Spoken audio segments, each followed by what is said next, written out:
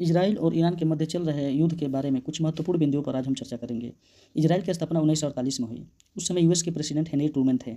ये वही Henry Trueman हैं जो जापान के हिरोशिमा और नागासाकी पर 6 अगस्त और 9 अगस्त को बम गिराया था। इजराइल और अमेरिका में आखिरकार इतनी दोस्ती कैसे हुई?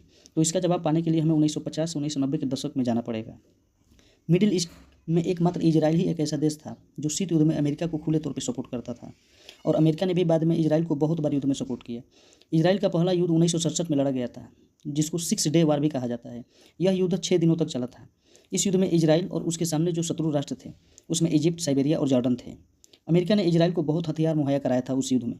वैसे ही 1973 में यौम किपुर युद्ध हुआ। फिर गाजा के साथ युद्ध हुआ, जिसमें इजराइल ने विजय हासिल की। आज जो इजराइल और अमेरिका और ईरान में युद्ध जो हो रहा है उसके बारे में हम संक्षिप्त चर्चा करेंगे। युद्ध की शुरुआत 28 फरवरी 2026 इजराइल और अमेरिका ने मिलकर ईरान पर हमला करना शुरू कर दिया। इस ऑपरेशन को लायंस रोवर्स कहा जाता है। जैसे शेर दहाड़ते हैं वैसे ही हमला मुख्यतः न्यूक्लियर साइट्स पे, मिलिट्री बेसिस पे, टॉप लीडरशिप टारगेट किया गया था।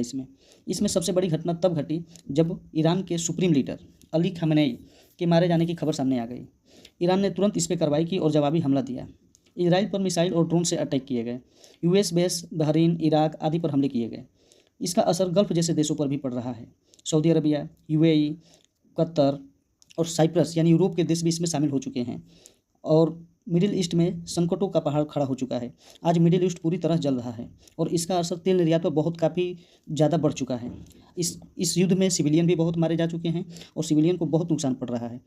अगर इस युद्ध में रसिया और चाइना अगर इंक्लूड होते हैं, या रसिया चाइना इजराइल के सपोर्ट में आते हैं, तो उधर से अमेरिका के साथ भी नाटो के देश कोई ना कोई देश आ जाएंगे। तो इसको तीसरे विश्व युद्ध की तरह देखा जा रहा है कि कहीं ऐसा ना हो कि पूरी दुनिया तबाह फिर से हो जाए और फिर जान मान का हानि ना हो।